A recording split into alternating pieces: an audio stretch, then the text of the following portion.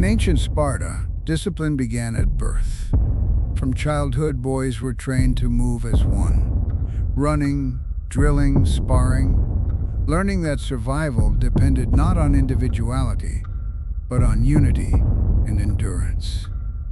Strength was not an achievement, it was an expectation. Courage was not celebrated, it was demanded.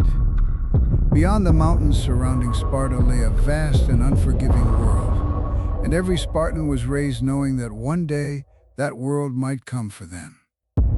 Spartan training was relentless. Youths ran in formation with shields and spears, practiced coordinated strikes, and endured physical hardship meant to erase fear and hesitation. Each movement reinforced a single belief: numbers alone did not win battles. Discipline, order, and resolve could allow a small force to withstand overwhelming odds, even an empire. Beyond Greece, that empire already existed. By the early 5th century BCE, the Persian Empire stretched from the Indus River to the shores of the Aegean Sea. It was the largest empire the world had ever seen. Persian kings such as Cyrus and Darius had expanded their rule not only through conquest, but through strategy, using wealth, diplomacy, intimidation, and betrayal as effectively as swords.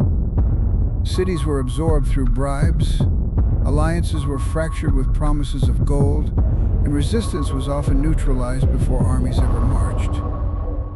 While Persia expanded, Greece remained divided. The Greek world was made up of independent city-states, each fiercely protective of its autonomy. Sparta built soldiers, Athens built ships, Corinth built wealth. Pride and rivalry often mattered more than unity. These divisions made Greece vulnerable. Persia understood this well. In Athens, leaders debated the growing threat. Maps and reports detailed Persian troop movements and expanding influence. Some argued for resistance.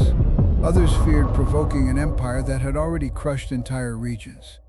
Even as politicians argued, ordinary citizens sensed what was coming. Soldiers drilled in harbors. Merchants whispered rumors. Children played games of war, unaware that real armies were already preparing to march. Persia, meanwhile, was not idle. Across Asia Minor, Persian officials collected tribute. Gold, silver, and resources flowed steadily toward the imperial heartland. Cities that resisted were punished harshly. In regions like Ionia, rebellion was met with fire and destruction, serving as a warning to others. The message was clear: submission brought prosperity, defiance brought ruin. As the Persian war machine mobilized, its new king, Xerxes, prepared to finish what his predecessors had begun. Vast armies gathered under torchlight. Weapons were sharpened. Siege engines assembled. Scouts mapped terrain. Envoys were dispatched to Greek cities, carrying gifts, threats, and promises, each designed to divide Greek resistance before battle ever began. Persia did not rely solely on force. It relied on human weakness. Fear, ambition, greed, pride. These were the empire's most effective weapons. In Greece, signs of war were everywhere. Sparta intensified its training, preparing boys and men alike for the possibility of invasion. Athens accelerated the construction of triremes, transforming itself into a naval power capable of confronting Persia at sea. Walls were reinforced, supplies stockpiled, families prayed at altars. Philosophers debated strategy, warning that courage without unity would be wasted. As tensions rose, one truth became unavoidable. Persia ruled much of the known world not by constant warfare, but by exploiting division. Greece, fractured and independent, stood at a crossroads, vulnerable, yet capable of unity if pushed far enough. The storm was coming. At dawn, the pass of Thermopylae revealed its power. Towering cliffs rose on one side. The sea crashed violently on the other. Mist clung low to the ground, mixing with smoke from distant fires. This narrow corridor would decide the fate of empires. No army could spread here. No numbers could overwhelm it. The Greeks understood this truth. They knew the land itself could become their shield. Here, a handful of men would stand against an empire. Discipline would matter more than size, unity more than wealth, courage more than fear. As the sun climbed, the phalanx formed, shields locked together, spears angled forward, a living wall of bronze and resolve. Banners snapped violently in the wind, the air filled with salt, sweat, and iron. Leonidas had brought 300 elite Spartans. But they did not stand alone. Nearly 7,000 Greeks from allied city-states joined them. Sparta led the defense, but this was a Greek stand. The Persians advanced. Commands rang out. Arrows darkened the sky. They struck shields like rain on stone. The immortals moved forward, Xerxes' finest, golden armor gleaming beneath the rising sun. But in the narrow pass, their numbers meant nothing. Spears crashed, steel screamed. Men fell, and the echoes of battle rebounded endlessly from the cliffs. The Greeks held. They rotated their front lines to fight exhaustion. Allies guarded the flanks, sealing every gap. Volley after volley of arrows broke harmlessly against locked shields. Amid the chaos, Leonidas stood calm, combing his hair, unshaken. A signal to his men. Fear had no place here. Each breath mattered. Each step forward was earned. Each shield raised bought time. The immortals were slaughtered. By midday, dust, sweat, blood, and sea spray filled the air. Warriors shouted the names of their ancestors. Glances were exchanged, silent promises to stand, no matter the cost. This battle was brutal, but it proved something the Persian Empire did not expect. Greek discipline and unity could defy overwhelming odds. By late afternoon, the Persians regrouped and charged again. The assault was massive, relentless. Still, the phalanx did not break. The Greeks pushed forward, forcing their enemy back into the narrow corridor once more. Steel clashed against steel. Prayers were whispered. Talismans were gripped. Resolve hardened in the eyes of the young. Every shield raised, every step held, every breath taken bought time for the free cities of Greece. Faces smeared with blood and grit, arrows lodged in shields, broken spears scattered across the ground. A fallen shield was thrown back into the line, a message of defiance. And through it all, Leonidas surveyed the battlefield. Calm, unyielding, the embodiment of Sparta itself. Day one had ended, and the pass still held. The sun rose over the narrow pass, illuminating dust and blood from the previous day. Mist clung to cliffs, and the salty sea air mixed with the metallic scent of battle. On day two, Persia's army renewed its assault, relentless as the tide. Yet the Greeks held firm. They fought not only for Sparta, but for all free cities, though many of those cities had already whispered to Persia, offering loyalty or tribute. In this fractured Greece, betrayal was as much a matter of circumstance as choice. The Greek phalanx braced under arrows and javelins. Faces of soldiers were grim. Shield walls trembled, but remained unbroken. Dust swirled, swords clashed, and every footstep echoed ominously against the cliffs.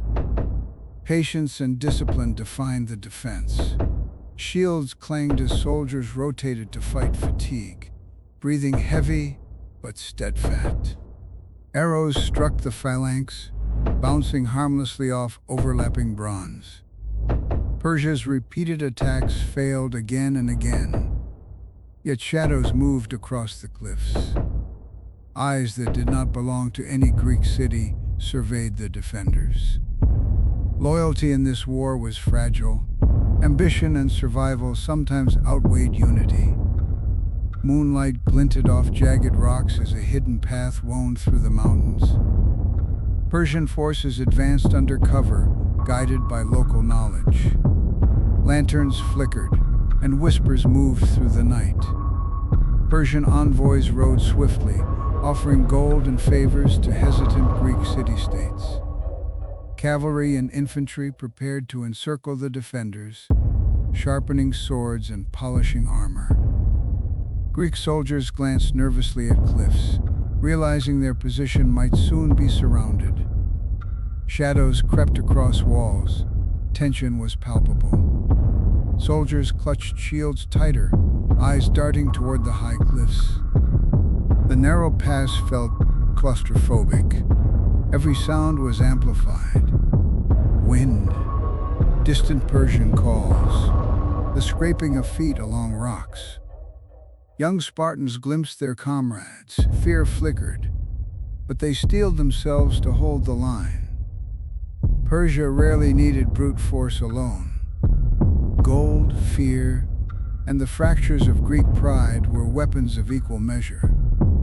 Thermopylae was about to be tested not just by spears, but by the subtle art of influence, and the reality that loyalty in war was often as fleeting as the morning mist.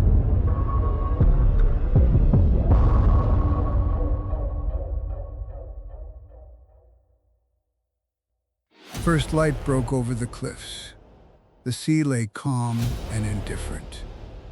Greek shields were dented, spears chipped, armor stained dark with blood. The air was heavy with exhaustion and inevitability. By day 3, the night had betrayed the pass. What steel could not break, silence and shadows had undone. Persia now stood before the Greeks, and behind them. A ripple passed through the ranks. Some soldiers tightened their grips on weapons. Others glanced toward their leaders, uncertainty flickering in their eyes.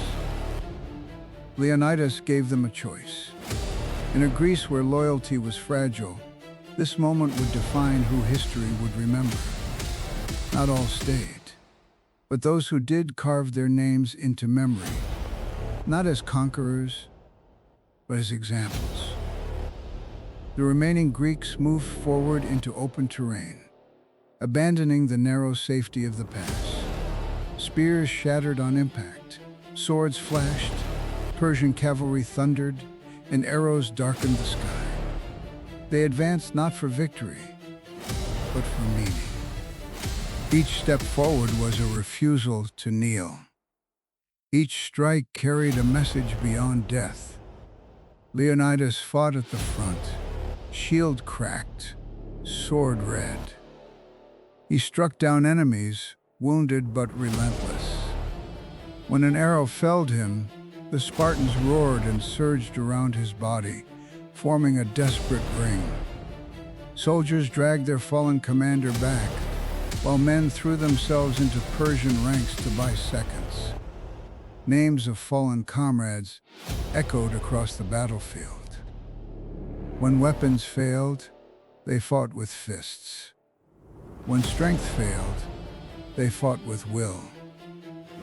And when will failed, they fought with memory. One by one, the Greeks fell. The earth trembled beneath Persian numbers. Silence eventually settled over Thermopylae. Persian banners rose where Spartans had once stood. Though Thermopylae was lost, time had been bought. And in war, time could decide the fate of empires. Their stand echoed across Greece, into Athens, into Salamis, into Plataea. It taught divided cities that unity was possible, and that resistance came with a cost worth paying.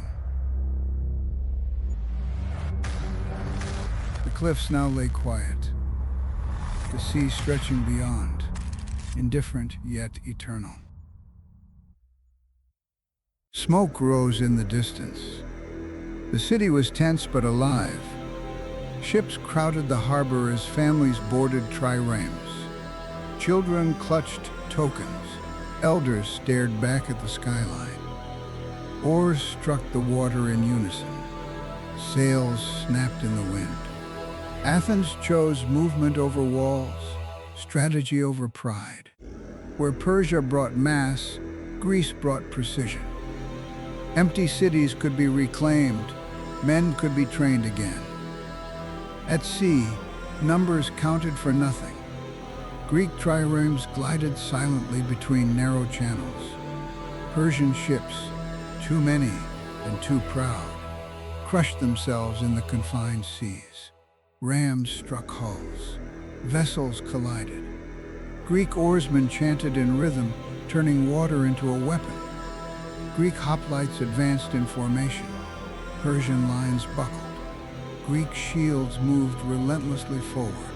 City-states swore oaths together. Messengers rode unhindered between cities. Former rivals shared maps and supplies. For the first time, Greece fought not as separate cities, but as one people. Walls rose. Harbors bustled. Fields were replanted. Thermopylae gave Greece something Persia could never buy: moral authority. Betrayal became shame. Unity became survival. Families gathered at altars, lighting candles for the fallen. Young soldiers trained harder, echoing the drills of Spartan boys long before. Every shield raised carried the memory of those who did not retreat. Every spear thrust answered the question Thermopylae had asked: who would stand? A stone marker stood alone against the fading light. Wind moved through tall grass. The sea whispered below. Persia had won the past, but Greece had won the future. Empires fell when fear faded. Civilizations endured when memory remained.